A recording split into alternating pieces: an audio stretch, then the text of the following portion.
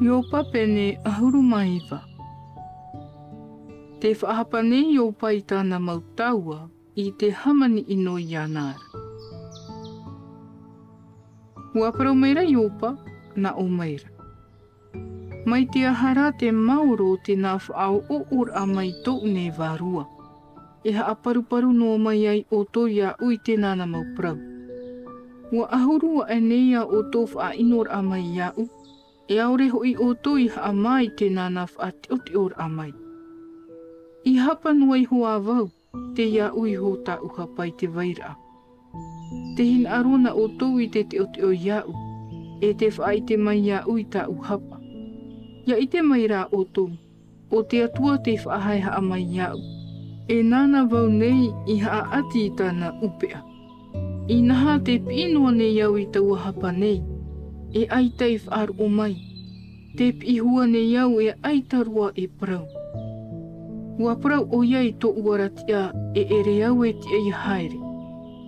Ua tu o iai te pourin e tō u ea. Ua whaore mai o iai tō u una. E te hei in e ta u o ua iritihia e ana. Ua a mourua hia vau e ana. E aita nei iau. E ua taihi tumu hia tō u te aturir a mai te ra aura. Ua whaatupu o iai tōna riri iau. E ua whaariro hia vau e ene minona. Ua haere tahi maira te mau ai tō nāna. Ua opani rato I te e atia. Ua pātia ha ati I tā rato puha pai tō unei te hapa. Ua whaata e o iai tō ura mautai e iau. E ua riro tō u mautaua e I taata e. Ua ore tō ura mautaata tupu. E tō ura mautaua ua ore rato ua I te mai iau. E te whea I parhei tō ura utua whare. E tō ura mautawini vaine te I parau ia ue e taata e. E wariro ho I au e I taata e I tō rātō hi ora. Te ti auro ne iau I ta utawini tāne e ore rā o iei parau mai. E ua parau hua vau I muai tōna mata. Wariro ta ua ho e mea ino I ta uwahine. O tonoa iau I ta umautamar ira. E te tamar I atua te I whau iau. E ua ti an e au ini ara. Ua tahi tō mai rato iau. Te mauta ata au atua nā ura te I whau mai iau. E te whea I herehia e aura te I ore arho mai iau. Ua pupuroa ta uivi e ua tai a ta u iri e ta ui oa. E ua ora iho ne iau mata u iri niho an era. E aroha mai iau. Aroha mai iau e au mauhoa e. O te rima o te atua te tairi mai iau. E aha o toi nā rira ai te rawe mai iau, mai tā te atuara.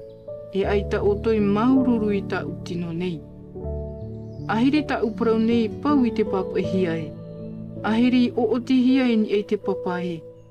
E ia o oti hia e te peni auri e te tāpau I ni e te mato I amuri no atu. Wa I te hoi au e te urara te whaura iau. E ia tai te hopi ara e te amai o ia I ni e te whenua nei. E ia puhe ta au iri nei I te iene mai. E hi o avau I te atua I roto I ta utino nei. E hi o voi hoi ana o to ura mata. E I hato vetai era te hi o. Pau noa I ta umawhatu I roto iau nei. Ia praura o to we e aha tato e hamani ino atua I ana. Ua noa aha o I te prau tumu mau I roto I ana. Ia mata uho I oto I te o e taho ora. E taho o mai ho I te o e te prau ino. Ia I te oto we te vaira te taho ora.